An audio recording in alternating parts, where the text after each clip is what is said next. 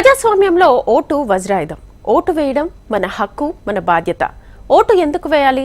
Vote ప్రాధాన్యతపై ప్రముఖులు, ప్రభుత్వాధికారులు ఏమంటున్నారో వారి మాటల్లోనే విందాం. మీరు ప్రతి ఒక్కరూ మీ హక్కు ఇది, అట్లాగే మీ రెస్పాన్సిబిలిటీ కూడా ఉంది. తప్పకుండా మీరు ప్రతి ఒక్కరూ వచ్చి ఆ రోజు మీ ఫ్రెండ్స్తో, మీ ఫ్యామిలీస్తో సహా వచ్చి ఓట్ వేయాలి. మన భవిష్యత్తు, మన దేశ భవిష్యత్తు మనం ఎన్నుకునే వారి మీద ఆధారపడి ఉంటుంది. అనేక మంది ఈ ఓటు హక్కు అనేది ఉంటుంది, వారికి దాని విలువ అర్థం కాకో లేకపోతే వేరే కారణాల వల్ల ఇదేంటో ఆ రోజుని ఒక సెలవు దినంగా భావిస్తూ అనేక మంది ఓటు వేయటానికి వెళ్ళరు. అది కాకుండా మనం అందరూ కూడా ఇది మన బాధ్యత. మనం తప్పకుండా ఓటు వేసి మంచి క్యాండిడేట్ను సెలెక్ట్ చేసుకుంటేనే మన దేశ భవిష్యత్తు చక్కగా ఉంటుంది. తెలంగాణ పోలీస్ ఎలక్షన్స్ నిర్వహణకు పూర్తిగా ప్రిపేర్ అయింది.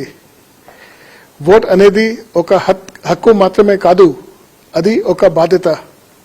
I appeal to all citizens to come forward and cost they vote. అర్హత కలిగిన వాళ్ళందరం ఓటు హక్కును వినియోగించుకుందాం. మంచి నాయకుడిని ఎన్నుకోవాలి అంటే ఓటు హక్కును సద్వినియోగం చేసుకోవాలి. పోటీ చేస్తున్న వారిలో మీకు ఎవరు నచ్చకుంటే నోటాకు ఓటేద్దాం, కానీ ఓటు హక్కును మాత్రం తప్పనిసరిగా వినియోగించుకుందాం. యువత అంతా ఓటు హక్కు వేసి మంచి ప్రభుత్వాన్ని, మంచి నాయకుడిని ఎన్నుకోవాలి. రండి, కదలండి, ఓటేద్దాం. ఎన్నికలు ఉన్నాయి. అందరూ దీన్ని ఒక హాలిడేగా వాడకుండా దయచేసి వెళ్ళి ఓటు చేయండి.